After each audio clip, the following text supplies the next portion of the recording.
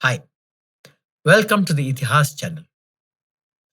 Om Namah Shivaya, Om Nagendraya Namaha, Om Namo Bhagavate Vasudevaya, Om Ganeshaya Namaha, Om Namme Amme Narayana, Om Anjaneyaya Namaha, Om Guruve Namaha.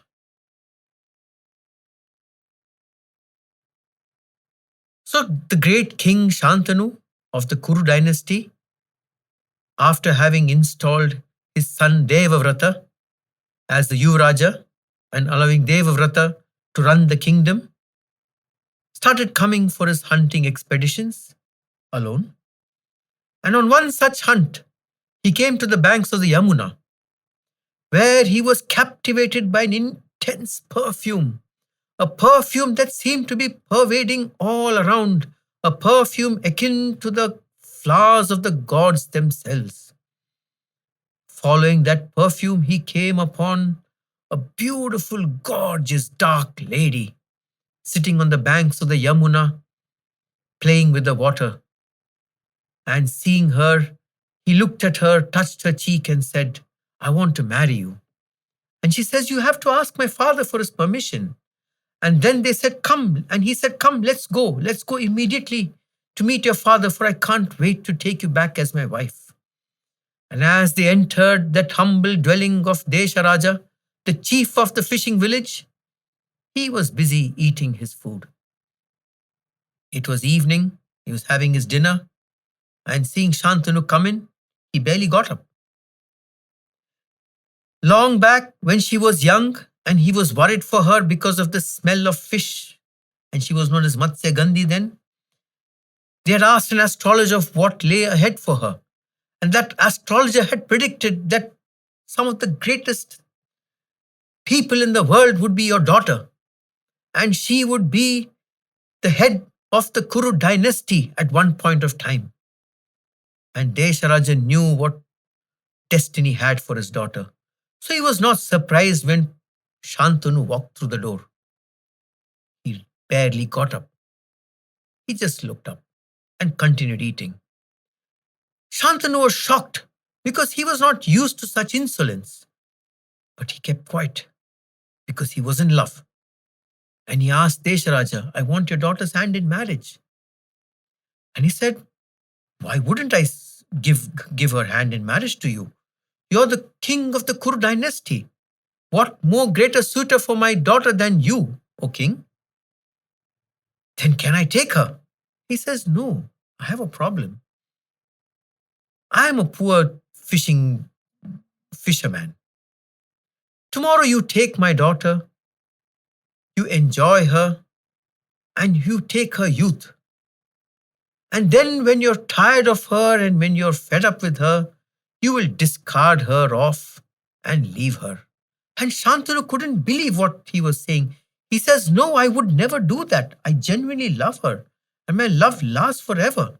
He says, "You say that, O king, but down the line you will discard her and she will be nowhere. She's just a fisherwoman. I can't have that for my daughter. I want her to be made your queen, and I want her to be your queen and her descendants to be kings after her."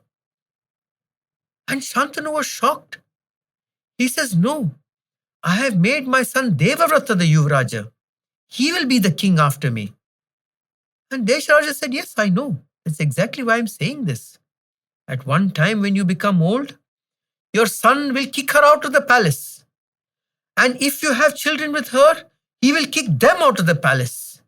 And my daughter and my grandchildren will be on the streets. I cannot have that, O king. I cannot have that." But Shantanu said, "But I can't do anything about it. I've promised my son Devavrata that he'll be the king. And I've crowned him the Yuvaraja. I cannot change it." And this wily fisherman said, "Then you cannot have my daughter. You may go back." Shantanu was shocked. How could a mere fisherman refuse the king of the Kuru dynasty? His pride wouldn't let him ask again. And he turned round and walked away, casting a glimpse at Satyavati, who was standing there and looking at him. He could feel that she liked him and she looked longingly at him. But she couldn't go against her father, and he walked back. And he rode back to Hastinapur, back into the palace. But Shantanu was a changed man. He stopped interacting with people around him. Where earlier he would sit every day and talk to Devavrata, he stopped interacting with Devavrata.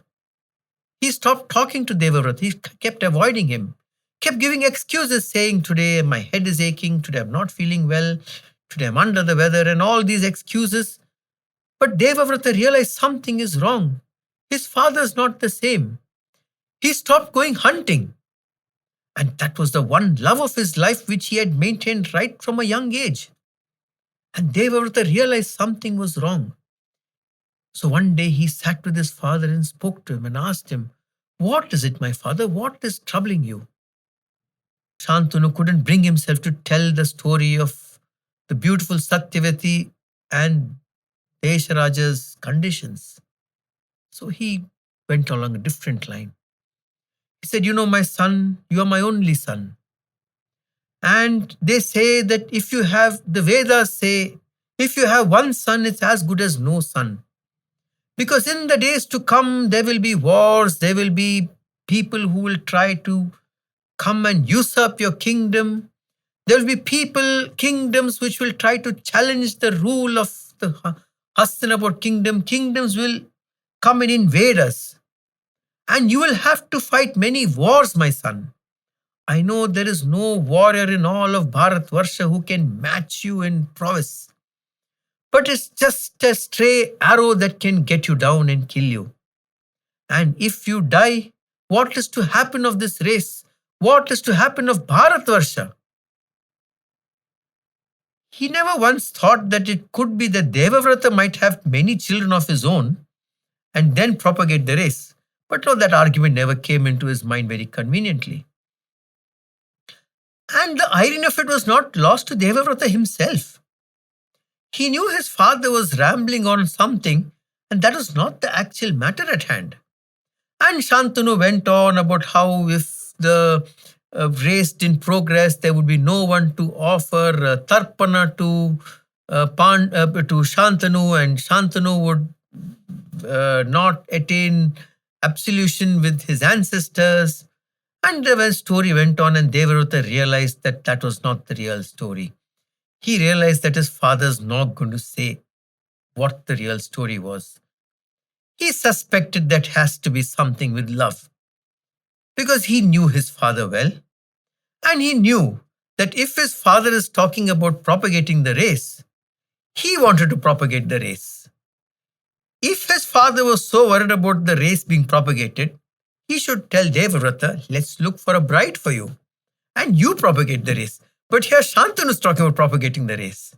So Devavrata knew something was off, and Devavrata was obviously an intelligent man. And he was 20 years old, a strapping young lad, the Yuvaraja, who was the next king of Hastinapur and the next king of Bharatvarsha. And this great Devavrata went to the charioteer who was with Pandu when he last went hunting, and went to the charioteer and said, "Look, man, where did my father go the last time you went hunting?" And the charioteer knew what had happened there on the banks of the Yamuna, though the charioteer was not inside the dwelling of Desharaja. He knew that Shantanu went in a happy man and came out a sad man. So he knew something has had to have happened in that dwelling that changed Shantanu. And he said, "Yes, your father went hunting." He refused to tell him what it was. And Bheeshma said, "Tell me, my man, tell me, where did he go hunting? Take me to that place." And grudgingly, the charioteer agreed to take Devavrata to where Shantanu went hunting. They went to the banks of the Yamuna. And as they went there, and as they neared that place, the scent of the gods and the heavens enveloped Bheeshma. The scent of the heavens enveloped Devavrata himself. And he was caught unawares. And as he came out of his chariot, Devavrata saw Satyavati sitting at the banks of the river, probably just where Shantanu had seen her. He looked at her, and for an instant, the youth in him came out. He was, after all, a strapping 20-year-old lad in the prime of his youth. And he almost lost his heart out because of that beauty and the scent. But he controlled himself and said, "No, I've come here with a mission. I need to find out the mission." And he entered the dwelling of the king of the chief of the fishing village. And right enough, Desharaja was sitting there eating his food. He is always eating. And as Devavrata walked in, Desharaja looked at him, didn't get up, and with an arrogance in his voice said, "Yes, what have you come for?" Devavrata was shocked. He couldn't believe that somebody could talk to the Yuvaraja like that. But no, he was a humble man. And he gave respect and said, "I think my father has come here." He said, "Yes, your father has come here. And your father asked for my daughter's hand in marriage." And Devavrata said, "And you refused?" He said, "Yes, I had to refuse King Shantanu because I have my own problems and I have my own doubts and I have my own fears." And Devavrata said, "Tell me what your fears are and I'll allay them." And he said, "See, you are a great prince. You are a brave man. You are one of the greatest warriors of all of Bharatvarsha. There is no king in this kingdom who will look up against you and raise a finger against you. For you will quell any kingdom that rebels against you." And Devavrata said, "Yes, go on, but tell me what the problem is." And he said, "You will be king of this land. My daughter will marry your father, Shantanu. And after a few years, when my daughter grows old, your father will discard my daughter out into the wild, and you will also kick her out of the house." And Devavrata was shocked. He said, "No, that's not in my dharma. My father's wife will remain his wife even after him. What are you talking? I know my dharma as a son. That will never happen."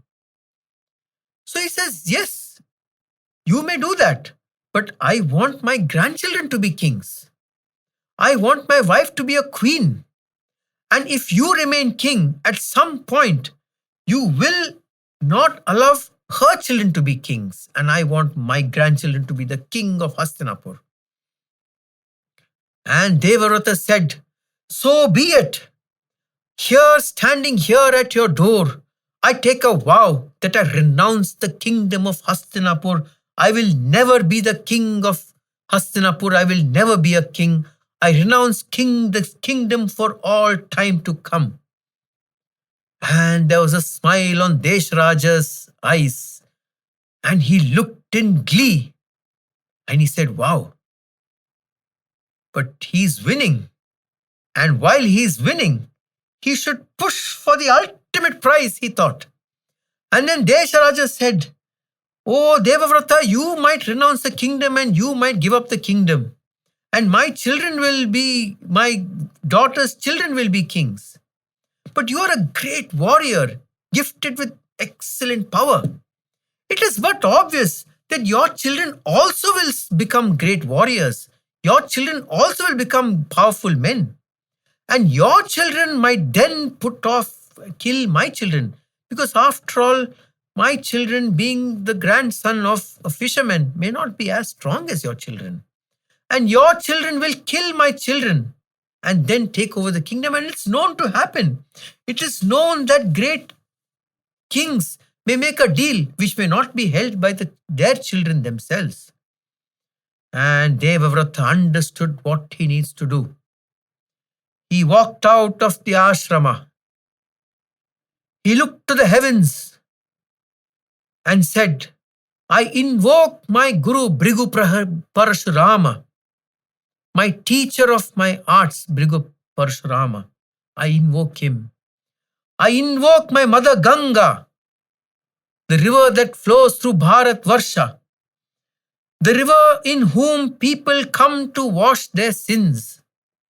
I invoke Ganga, and today I make a promise that I will remain celibate through my life.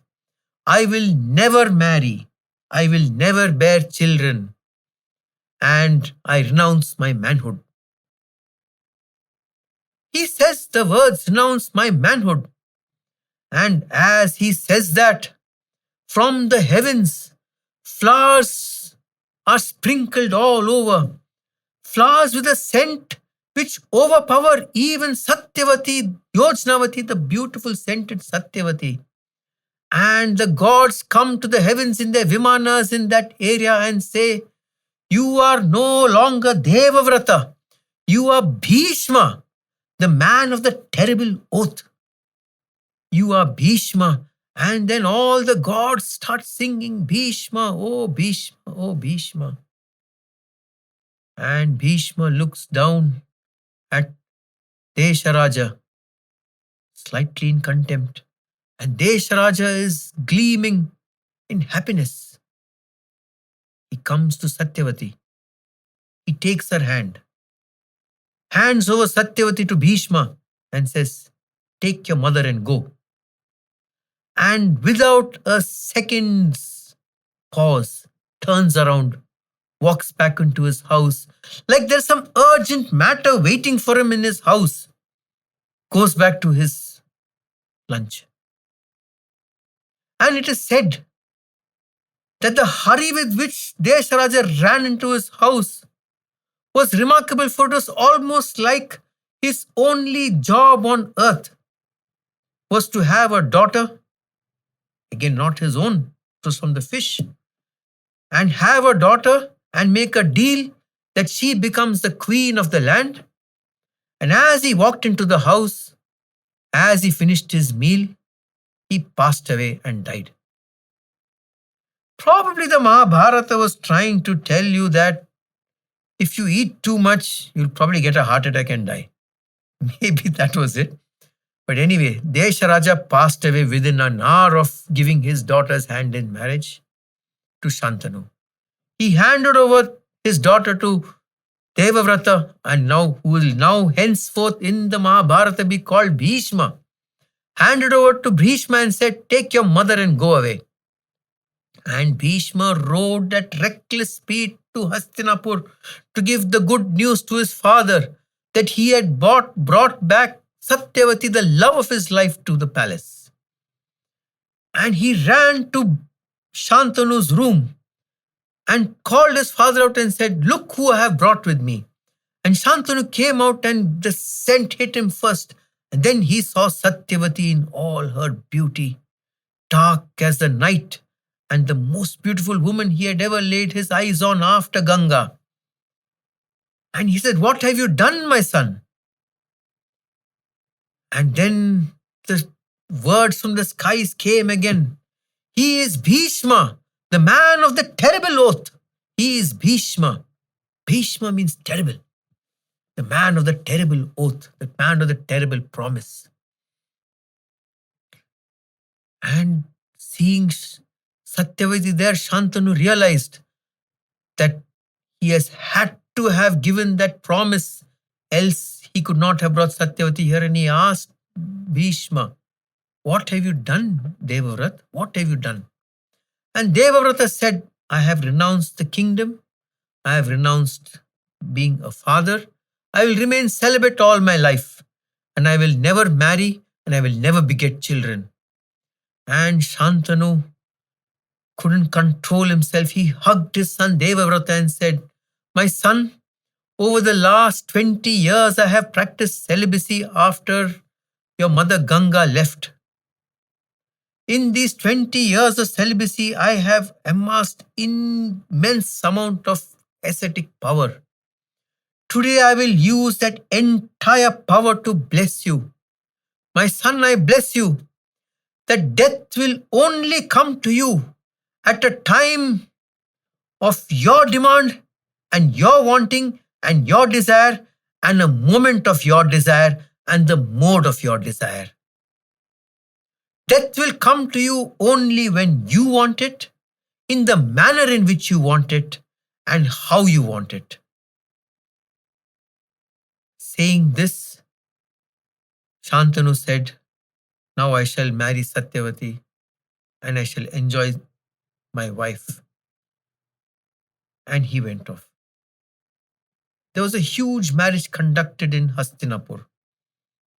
But the charioteer who brought back Bhishma and Satyavati spread the word all round Hastinapur about the price that Devavrata had to pay to get Satyavati back to Hastinapur. And then the comparison started. Is Satyavati anywhere close to Ganga? Can Satyavati even match Ganga? And though she had this heavenly scent, people were very united on the fact that there could be no way Satyavati could match Ganga in any aspect. And they were really sad that this beloved king Devavrata would no longer be king. He has become Bhishma now, but he would no longer be king. And there was sorrow everywhere, and the marriage, which should have been a happy occasion, was not as happy as Shantanu hoped because the general public was sad that Bhishma would not be their king. Satyavati and Shantanu spent a lot of time together, alone, locked away. In their absence, Bhishma, Devavrata, who is now Bhishma, who will henceforth in the Mahabharata be called Bhishma, gave up his status as Yuvaraja and managed and administered the kingdom in the name of Shantanu. He was a regent only in name. He was the man who administered the kingdom, but was not the king, was not the crown prince, was not the prince. He had given up all those titles. And Shantanu spent all his time with Satyavati. And Bhishma ruled the kingdom ably as ever. Over time, the people were calmed down that eventually it's Bhishma only who is ruling, and they have the benefit of his greatness. In some time, Satyavati gave birth to a handsome child who they called Chitrangada. Fate had to happen that they called the child Chitrangada. This child was a very handsome child and a very strong child. Soon after giving birth, Satyavati did not have any maternal instincts about her. She left the child in Bhishma's care and went off back to spend her days in bliss with Pandu. Sorry, not Pandu, Shantanu. She had the child, handed it over to Bhishma, and went back to spend her days in bliss with Shantanu. Absolutely no maternal instincts about her. And Bhishma raised this child like the son he would never have, doted on him and loved him to the ultimate, and selflessly knew that this is the child who is going to be king of the Kuru dynasty one day. And then went about teaching that child everything he knew about administration, about war, about commanding armies, about bringing justice, about dharma, and everything he knew he taught this child Chitrangada. He took care of this child like it was his own, and that child treated him like a father and a mother all rolled in one. Around that time, while Chitrangada was a few years old, Shantanu and Satyavati had another child. They named him Vichitravirya. Now, a lot of later accounts say Vichitravirya meant Virya is the energy of the body, and Vichitra can mean something very abnormal. But I have always told you, Sanskrit is a contextual language. Everything you speak in Sanskrit is based on context. Now, the word Vichitra is of two components, Vi and Chitra. Chitra is obviously the drawing or what you have presented in front of you. And the word Vi means Vishishta. So you have Vinayaka, Ganesha known as Vinayaka as the ultimate king of people, or Vimukti, Mukti of the highest order. So Vichitra, in this particular case, meant a child of exceptional beauty. Because he didn't have children later, people interposed and thought that Vichitra might mean some abnormal virya. And Vichitra virya would mean abnormal virya or abnormal energy. But it was not so. The Mahabharata extensively describes Vichitra as being an extremely handsome boy and a very beautiful, with extremely beautiful features. And the moment he was born, Satyavati lost her maternal instinct or never had one, left this child also in the care of Bheeshma, and went and spent time with Shantanu. And Bheeshma got brought up these two children like his own. He loved them with all his heart. There was absolutely not an inkling of jealousy that these are the children who have taken away his rightful place as heir of the throne. Any lesser man would have had darkness and spite in his heart, but not the great Bhishma. He knew that the elder one will be king and the younger one was his favorite. He doted on the younger one like it was a child born of him. He had the maternal and the paternal instincts all rolled in one. The elder one, Chitrangada, grew up to be a handsome young man, a strapping lad, tall and good looking like his father Shantanu. And Bhishma, at the right time, anointed him as the Yuvaraja of Hastinapur. The people were sad. They wanted Bhishma. But they knew one thing. Bhishma would always be there with the blessing that he had got from Shantanu, that he could die at the time of his choosing and at a place of his choosing and the way of his choosing. They knew that Bhishma was destined to have a long life.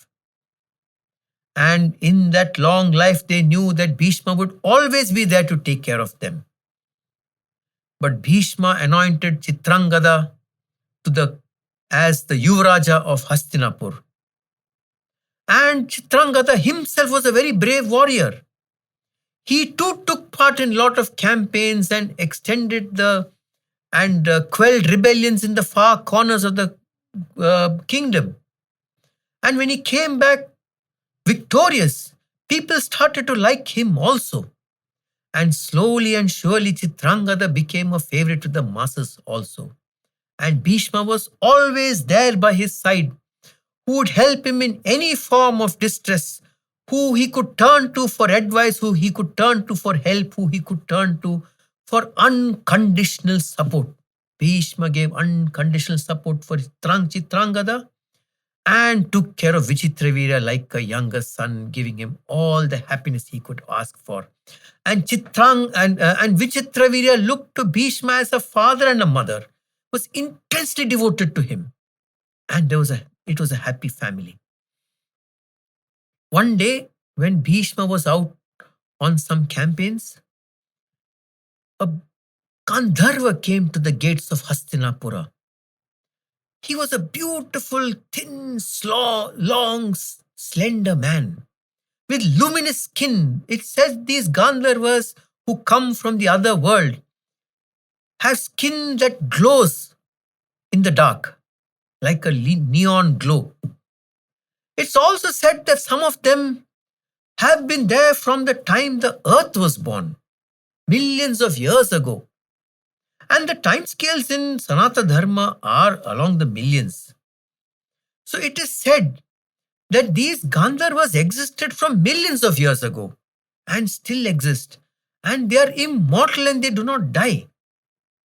And this beautiful Gandharva, with locks hanging down to his shoulders, fair and luminous skin which used to glow in the dark, long slender limbs, who didn't look like a broad-shouldered, mighty armed warrior, long slender limbs and a beautiful golden conch hanging from his belt, came to the gates of Hastinapur as if by fate, and shouted out to the Hastinapur gates to the guards and says, Call your king Chitrangada to the gates. And being a Gandharva, people would obey him. So the guards went in and informed Chitrangada that this Gandharva has come, and Chitrangada immediately ran to the gates to receive the Gandharva. But the Gandharva was in no mood to come in and accept the hospitality of Chitrangada. He told Chitrangada, "My dear man, I am Chitrangada, the Gandharva.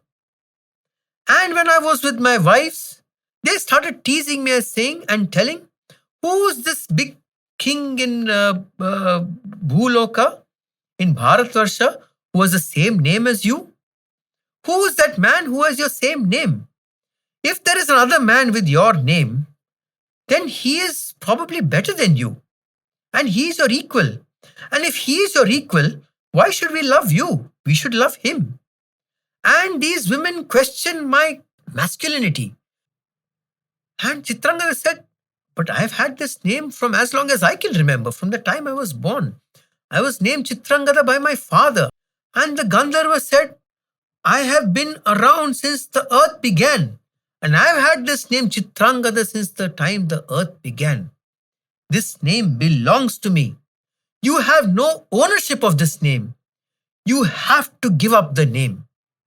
And Chitrangada, shocked, he couldn't believe what he was hearing. He couldn't believe that somebody could speak such things and come and challenge the king of the Kuru dynasty and tell him that you have to give up your name. And he said, "No, I cannot give up my name." And the Gandharva said, "Young man, you're a handsome young man. You're very young. You're barely in your 20s. I am as old as the earth. You have a lot of life to see. Don't be rash and give up this life. I'll give you two options. Either you give up your name, select another name of your choosing. I give you the choice of whatever name you want to take up, but it cannot be Chitrangada. Give up your name and go live, rule this country, live a long life. Live a life, a full life, have children, and enjoy life. But you have to give up your name. And the other option is, if you refuse, fight me. If you defeat me, you get to be the only Chitrangada around. If not, you live. If you don't live, and if you die, I get to be the only Chitrangada around. Select what you want." And Chitrangada was angry. He said, "I choose to fight you, Gandharva. I don't know what it is that you want, but I will not give up the name that was given to me by my parents." And so saying, they took up arms and started battling each other. There are accounts in the Mahabharata which say that this war went on for 3 days. But it is known that Chitrangada fought well. As the fight raged on, the Gandharva took out his dagger and with subterfuge and with movements that were not clearly visible to the eye, came close to Prince Chitrangada, and with a yank of his dagger, he slit his throat. And in an instant, with blood pouring out of his neck, the people who had come to watch this great war, which raged on for 3 days, gasped in shock, seeing their king fall down dead. And the great Gandharva, called Chitrangada, wiped his dagger, sheathed it, started whistling, a whistle sound that was a combination of the sounds of the birds, walked away into thin air. He disappeared as he just came, leaving a dead prince on the Kurukshetra field. They had fought this war in Kurukshetra for 3 days, and leaving this dead prince on the Kurukshetra field, he walked away into thin air. And the public took Chitrangada's body, lifeless body, on a chariot and rode it back to the Hastinapur capital. Bheeshma by then had come back from his conquests. He was heartbroken. His father had passed away a few years before, and he was feeling alone in the world, and the only 2 people he had in this world were these 2 boys, Chitrangada and Vichitravirya. And today he realized that all these years he had been grooming this boy to be the king of the Kuru dynasty, It's all up in smoke. In an instant, they performed the last rites of Chitrangada. Bhishma was inconsolable, and so was his mother Satyavati. They then took the ashes of Chitrangada, and Bhishma took them to the banks of the river Ganga and let the ashes flow over the serene tidal currents of his mother's river. He came back and realized he now has to start this process all over again. He had taught Chitrangada history, astronomy, metaphysics, the Vedas, and various other arts of running the kingdom and the martial arts. He had not done that for Vichitravirya, as was quite expected that Chitrangada would rule the kingdom and Vichitravirya would be there as his brother and companion to support him. But now he had to go through the entire process of teaching everything to Vichitravirya, which he did. Vichitravirya himself was a very handsome, good-looking man, a very tall, well-built man. Not as capable in war as Chitrangada, definitely much less than Bhishma. And so Bhishma had to put in a lot of effort in helping him rule the country, and eventually Bhishma made Vichitravirya the king of Hastinapur. But Vichitravirya always had Bhishma at his side and looked up to him like his parents. Over time, Satyavati came to Bhishma and said, I think it's time to find a bride for Vichitravirya. And we shall talk about that in the next episode. Om Namah Shivaya. Om Nagendraya Namaha. Om Namo Bhagavate Vasudevaya. Om Amme Narayana. Om Ganeshaya Namaha. Om Anjanaya Namaha. Om Guruve Namaha.